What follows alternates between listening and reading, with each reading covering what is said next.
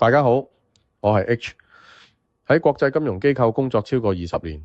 如果你想知道一個專業前投行策略師點樣運用多年嘅經驗去操作全球股票，我誠邀你加入我哋嘅 Trend Finder Patreon， 點樣用量化系統幫大家建構一個可以長期跑贏大市嘅個人投資組合。喺正式開始之前，請大家留意本影片內容，純屬資訊同教學用途，示範分析邏輯。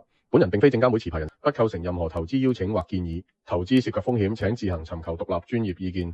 今日同大家拆解一下我哋平時睇開嘅 Excel 表，入邊有幾個好關鍵嘅部分。我依家拆開一步步講俾大家聽，教大家點樣睇明白呢啲數據背後嘅邏輯。首先，我哋睇下 OTS 呢個部分，其實係睇緊期權嘅 term structure， 即係成條引伸波幅曲線嘅改變。如果你喺圖表上面見到紅點，代表我哋預計嚟緊嘅股價好可能會進入一個上下波幅嘅狀態。亦即係大家喺 Excel 上面見到嘅紅色 highlight 部分呢。點解期權會有預示性呢？因為大戶通常做盤係會先喺期權市場佈局，然後先落盤做股票。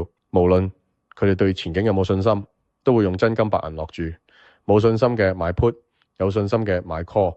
所以期權曲線嘅轉變可以好容易幫我哋睇到市場幾時會轉形態。如果你見到綠點，表上面會顯示 trend， 即係喺 Excel 上面見到嘅綠色 highlight 部分啦。呢個意思係市場即將要行趨勢，但係大家一定要留意 trend 唔一定代表升，亦都可以係單邊下跌，所以一定要配合旁邊嘅 VSI 一齊睇。綠色 VSI 咧代表向上嘅動力，亦即係市場掃貨掃得好犀利。如果一隻股票掃貨好勁，加上 OTS 顯示係 trend 狀態，即係綠色 highlight， 咁股價上升嘅動力就相對容易持續。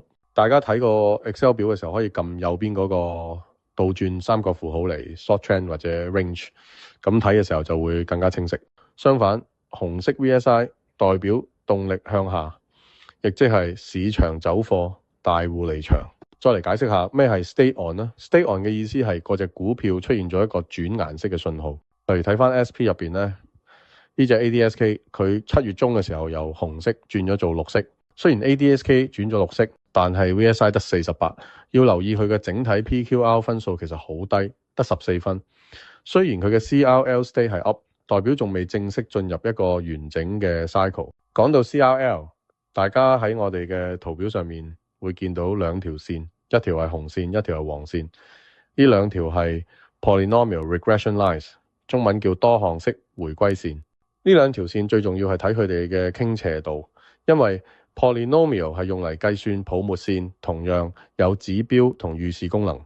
如果兩條線同時向上，代表市場力度預期會維持一段時間。如果紅線穿過黃線並且喺黃線上面，我就會定義佢嘅 cycle 為 up。我哋將所有指標整合成一個100分嘅 PQR 分數，其中佔分最多嘅係 OTS 同 VSI， 呢兩個係核心，佔咗 50%。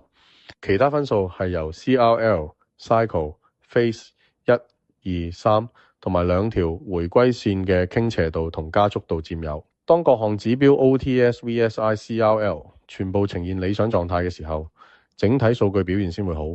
最後有幾個常見嘅誤區想提醒大家。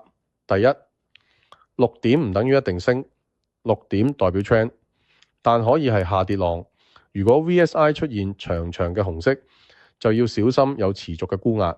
第二，留意相對強度，有時 VSI 雖然係紅色，但如果係好微弱，代表每日沽壓唔平均。但如果係好長嘅綠色柱，整體結構就會健康好多。希望今日嘅拆解可以幫到大家更清楚明白呢個 Excel 表嘅運作邏輯。如果大家對於 OTS 或者 VSI 仲有啲咩唔明白，歡迎再問我哋。